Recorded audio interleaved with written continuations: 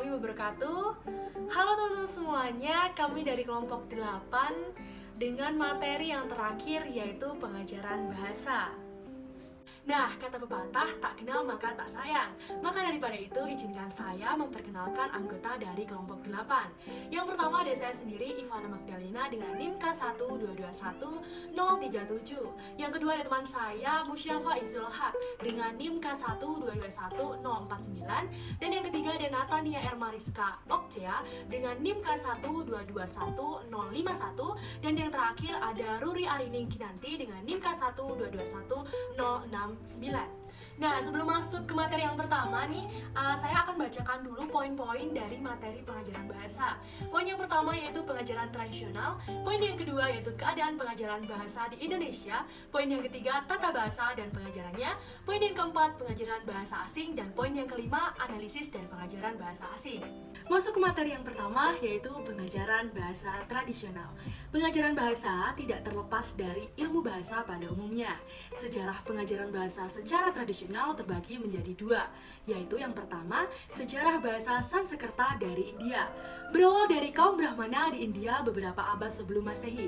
Mereka mendapat pelajaran mengenai bahasa Sanskerta dari ahli-ahli tata bahasa mereka. Pengajaran yang dilakukan oleh kaum Brahmana memiliki tujuan yang berbeda dengan pengajaran pada umumnya. Karena kaum Brahmana lebih mengutamakan kemurnian ucapan dan pembentukan frasa dari kalimat. Alasannya, supaya mantra-mantra yang mereka ucapkan tidak kehilangan hikmahnya. Pengajaran bahasa bagi kaum Brahmana merupakan pengajaran bahasa yang sesuai dengan ilmu bahasa murni. Sedangkan, kaum tata bahasawan Sanskerta India mempelajari struktur bahasa melalui observasi, analisis, dan penyimpulan-penyimpulan. Dari ketiga tahap tersebut, mereka lalu menuliskan kaidah-kaidah bahasanya. Dapat dikatakan bahwa kaum tata bahasawan India mempelajari bahasa sesuai dengan ilmu bahasa secara modern. Bahkan, mereka juga merincikan penelitiannya dengan melakukan suatu tafsir mengenai bahasa menggunakan buku Mahabhasa karya Panini yang ditulis oleh Patanjali. Yang kedua yaitu sejarah bahasa Latin dari Yunani. Hal yang berlainan terdapat di Yunani kuno. Pada waktu itu, studi atau pembelajaran tentang bahasa tidak dikerjakan oleh para ahli bahasa, melainkan oleh filsuf-filsuf yang mendasarkan studinya atas spekulasi atau angan-angan belaka dan bukan atas observasi pemakaian bahasa dan analisis. Seperti tokoh-tokoh besar filsafat yang melahirkan pendapat-pendapatnya mengenai bahasa yaitu Aristoteles dan Plato. Menurut mereka, bahasa itu hanya terdiri atas kata-kata saja tanpa adanya aturan atau kaidah yang menguasai pembentukan kata, penyusunan frasa, dan pembentukan kalimat, sehingga mereka melahirkan penggolongan kata sesuai dengan dasar-dasar filsafat. Pengajaran bahasa yang terjadi pada zaman itu mengikuti cara penyelidikan bahasa atau ilmu bahasa. Perkembangan bahasa di Yunani kuno, Romawi, dan Eropa sampai abad ke-9 tidak mengalami kemajuan. Maka daripada itu, pengajaran bahasa pun juga tidak mengalami kemajuan. Dalam artian, pengajarannya masih dilakukan dengan cara yang salah, tidak efisien dan juga membuang-buang waktu. Pengajaran bahasa Latin yang ditiru oleh bangsa Romawi dari Yunani kuno, yaitu pengajaran menghafal, penggolongan kata, paradigma kata-kata, tanpa bisa menyusun kalimat-kalimat yang berlaku. Bagi pengajar bahasa pertama atau pengajar bahasa lokal, cara tersebut memang tidak begitu terlihat keburukannya, karena pelajar-pelajar setempat telah tahu bagaimana cara menggunakan bahasanya sendiri, biarpun seringkali dinilai kurang efektif dan juga menyimpang dari aturan pembentukan kalimat. Tetapi, bagi pengajar bahasa asing, hal tersebut merupakan kekurangan yang sangat besar, karena hanya terdapat 1 hingga 2 orang saja yang dapat menguasai bahasa asing dengan metode atau cara klasik Greko-Latin. Sama halnya dengan orang-orang Indonesia yang tahu cara menggunakan bahasa Belanda, tidak lebih dari inteligensi penggunaan bahasa Belanda oleh anak-anak Belanda yang berumur 6 hingga 7 tahun, dan juga sebaliknya. Jadi dapat disimpulkan bahwa seseorang yang pandai bahasa asing tidak selayaknya diberi predikat berbakat atau istimewa, karena memang sebenarnya tiap orang mempunyai potensi untuk menguasai bahasa manapun di dunia ini. Baik, untuk materi selanjutnya yaitu tentang keadaan pengajaran bahasa di Indonesia. Mengenai pengajaran bahasa, secara klasik pengajaran bahasa dibawakan oleh orang Belanda ke Indonesia dengan mewarisi pendekatan pengajaran bahasa dari orang-orang Yunani kuno dan Romawi. Mengenai keadaan pengajaran bahasa di Indonesia, dapat dilihat pada keadaan pengajaran pada tingkat sekolah dan keadaan pengajaran pada tingkat perguruan tinggi. Yang pertama, keadaan pengajaran bahasa pada tingkat sekolah. Pengajaran bahasa pertama, yang merupakan bahasa nasional seperti bahasa Indonesia, menggunakan pengajaran Greko-Latin. Namun, timbul tanya mengenai tujuan pengajaran bahasa nasional. Apakah tujuannya ialah mempertinggi kemahiran murid-murid dalam mempergunakan bahasa itu? Karena pada dasarnya, murid-murid itu tidaklah diharapkan akan menjadi ahli bahasa pada waktu mereka di SD, SMP, maupun SMA. Tujuan yang logis ialah memberikan dasar pengajaran bahasa di sekolah-sekolah tersebut. Seandainya tujuan ini telah kita sepakati, hendaklah pengajaran bahasa pertama atau bahasa nasional itu berbeda bentuknya daripada cara mengajar secara Greko-Latin yang masih berlaku di sekolah-sekolah kita. Seperti murid-murid yang dipaksakan untuk mengetahui soal yang tidak akan mereka pakai di luar sekolah dan tidak pada tempatnya. Hal tersebut pada masa sekarang ini dianggap hanya membuang-buang waktu dan tenaga untuk sesuatu yang tidak berguna. Yang mesti diusahakan ialah mengajarkan 4 dasar dalam upaya kemahiran bahasa seperti berbicara, menulis, mendengarkan, dan membaca. Dan hendaklah hal tersebut ditanamkan sebaik-baiknya kepada murid-murid di sekolah, baik untuk keperluan sehari-hari maupun untuk keperluan menuntut ilmu pengetahuan selanjutnya. Kemudian yang kedua, keadaan pengajaran bahasa pada perguruan tinggi. Pada masa kini, di perguruan tinggi, banyak dosen-dosen yang mengeluh karena mahasiswa banyak yang kurang pandai dalam mempergunakan bahasa nasional. Hal itu sebenarnya tidaklah mengherankan, karena memang merupakan akibat yang logis daripada cara pendidikan bahasa di sekolah-sekolah terdahulu. Apa yang mereka peroleh di sekolah dulu sebagai pengajaran bahasa tidak lain hanyalah penerusan cara orang-orang Belanda dulu mengajarkan bahasa Melayu dan bahasa asing lainnya kepada murid-murid di Indonesia. Hal ini lebih diperburuk dengan keadaan kekurangan buku-buku tata bahasa Indonesia yang ditulis khusus untuk keperluan pendidikan bahasa Indonesia dengan tujuan mempertinggi kemahiran anak-anak di dalam mempergunakan bahasa nasional. Tata bahasa seperti yang ada sekarang ini kebanyakan masih juga berbau Greko-Latin dan sudah barang tentu tidak dapat dipakai untuk mencapai tujuan pendidikan bahasa nasional. Hal ini sebenarnya telah diterangkan dengan jelas oleh Profesor Dr. Brijana di dalam Kongres Bahasa Nasional tahun 1954 di Medan. Sekarang ini setelah lebih dari 10 tahun lamanya, jelas tidak pada tempatnya lagi membicarakan bagian kalimat yang mana merupakan subjek, bagian kalimat yang mana merupakan objek, mana penderita, mana kata kerja, dan lain sebagainya tanpa dihubungkan dengan pendidikan atau latihan menanamkan keempat kemahiran bahasa. Baik, materi selanjutnya yang akan saya bahas ialah mengenai tata bahasa dan pengajarannya. Mengenai tata bahasa sendiri terdapat 2 macam. Yang pertama, tata bahasa yang dihasilkan oleh ahli bahasa, yaitu yang bekerja atas dasar data bahasa dan seperangkat teori bahasa, dan menghasilkan yang disebut dengan tata bahasa ilmiah. Yang kedua, tata bahasa yang dihasilkan atau dituliskan oleh pengajar bahasa, yang bekerja atas dasar tata bahasa ilmiah dan didaktik bahasa, di mana menghasilkan yang disebut dengan tata bahasa pedagogis.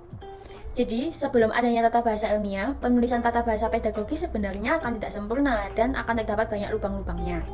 Paling tidak, tata bahasa pedagogis yang ditulis tanpa dasar yang disebutkan di atas tadi akan mengecewakan saja dan hanya bersifat tambal sulam semata. Kecuali itu, hendaklah pula disadari bahwa tata bahasa pedagogis itu dapat bermacam-macam, bergantung kepada tujuan pendidikan bahasa itu sendiri.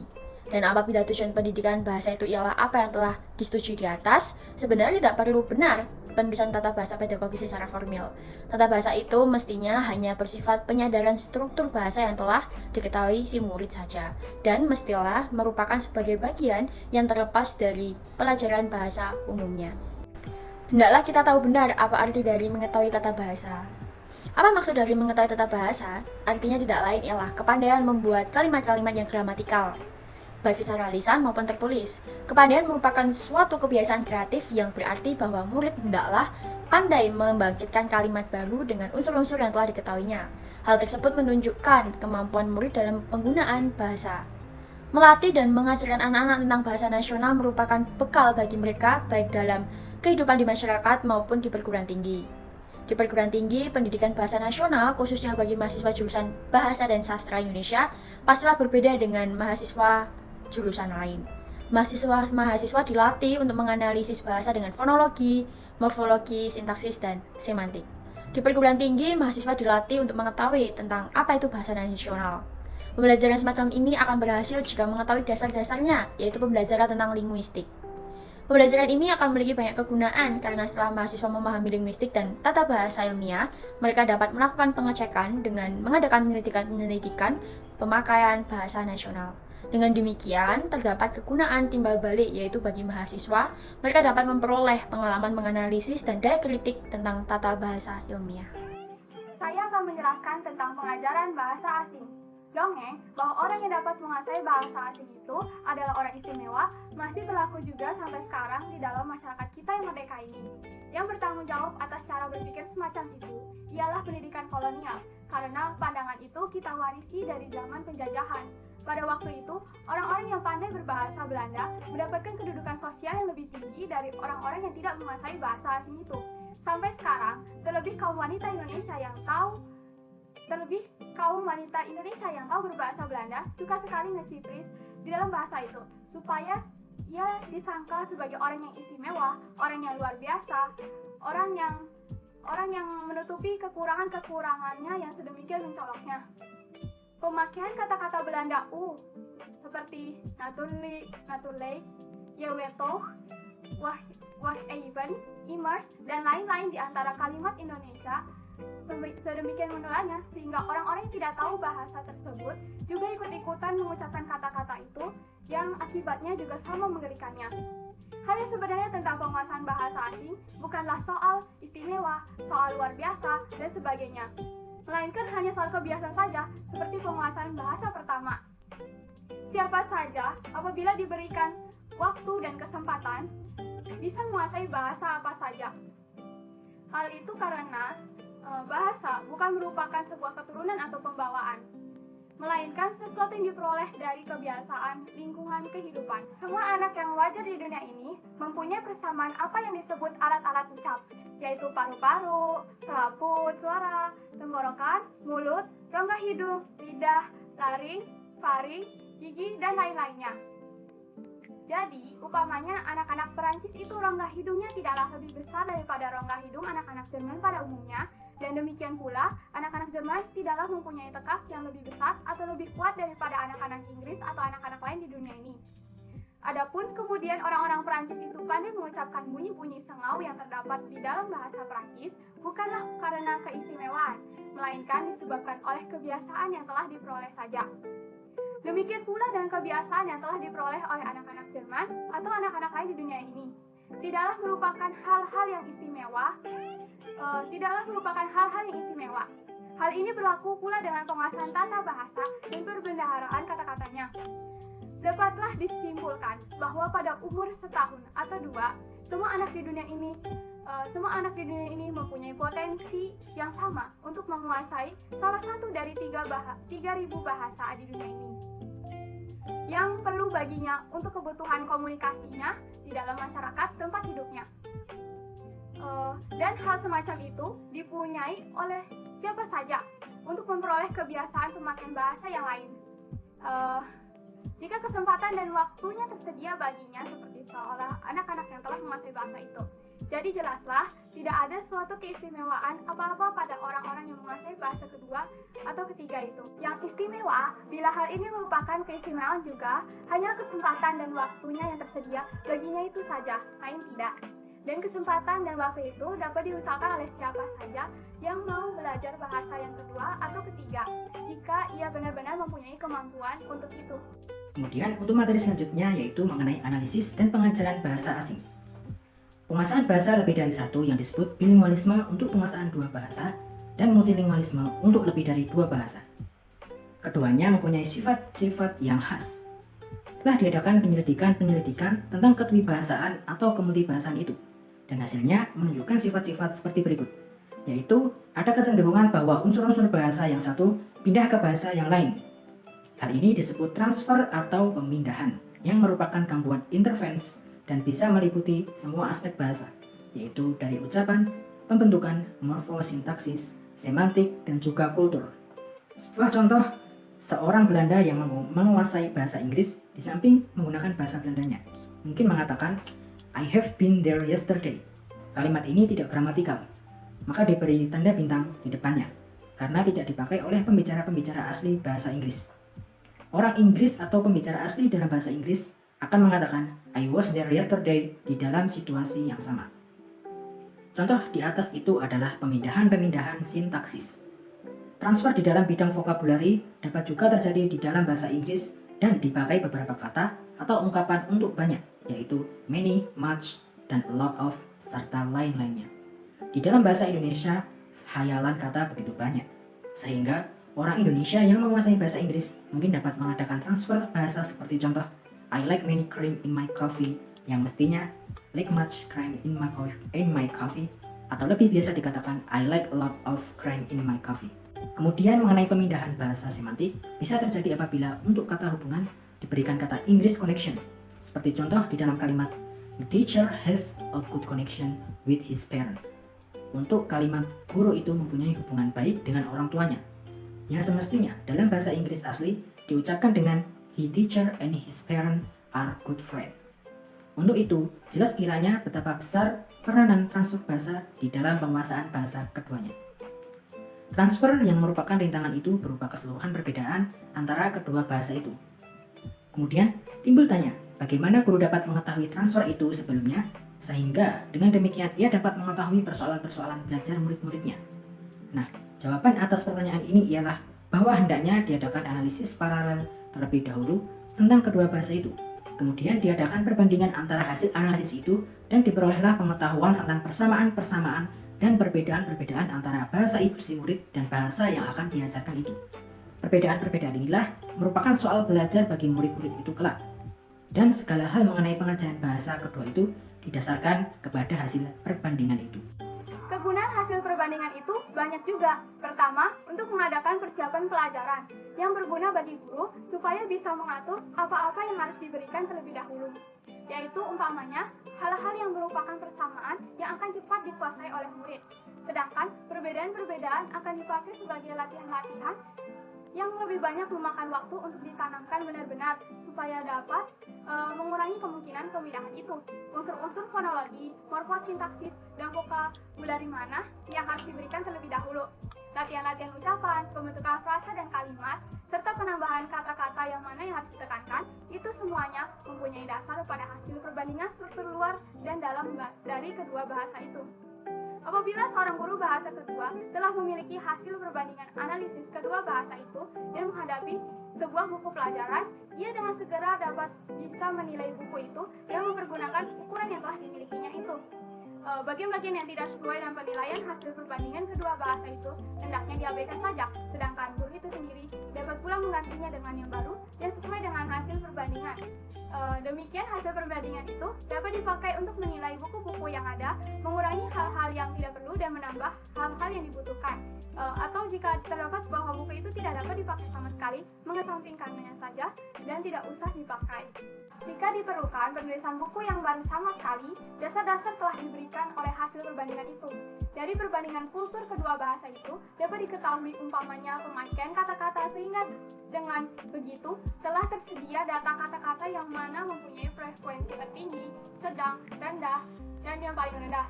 Hal ini semua akan diperhitungkan di dalam penulisan buku pelajaran, penyajian, latihan-latihan ucapan, latihan pembentukan kata, frasa dan kalimat yang mana yang mendapatkan prioritas dan yang mana yang kurang dan lain sebagainya telah diberikan oleh hasil perbandingan itu. Hasil perbandingan itu berguna pula bagi pengukuran pengetahuan murid-murid tentang bahasa kedua yang telah diajarkan. Ujian-ujian hendaklah didasarkan kepada hasil perbandingan itu jika diinginkan supaya ujian-ujian itu memenuhi syarat dan sah. Ujian-ujian yang tidak didasarkan kepada penilaian hasil perbandingan itu akan tidak mempunyai dasar sama sekali atau tidak mengukur kecakapan penguasaan bahasa kedua itu, jadi tidak ada gunanya. Bagi pengetahuan orang banyak, hasil perbandingan itu sangat bermanfaat pula, yaitu supaya orang dapat memiliki sikap yang terdidik soal pelajaran atau pengajaran bahasa kedua. Hal ini terlebih-lebih akan menghilangkan prasangka bahwa bahasa-bahasa yang berbeda itu hanya berbeda dalam kata-katanya saja. Umum akan menginsafi bahwa dua bahasa atau lebih tidak saja berbeda kata-katanya, melainkan juga intonasinya, fonem-fonemnya, tekanannya, susunan kalimatnya, susunan frasanya, dan juga berbeda kulturnya.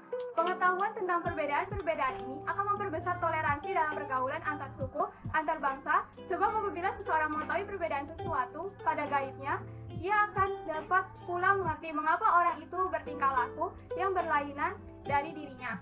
Mungkin cukup sekian materi yang dapat kami sampaikan. Terima kasih untuk teman-teman semua yang mau menyimak video materi dari kami dari awal hingga akhir. Bila ada salah kata, baik disengaja maupun tidak disengaja, kami mohon dimaafkan. Akhir kata, wassalamualaikum warahmatullahi wabarakatuh.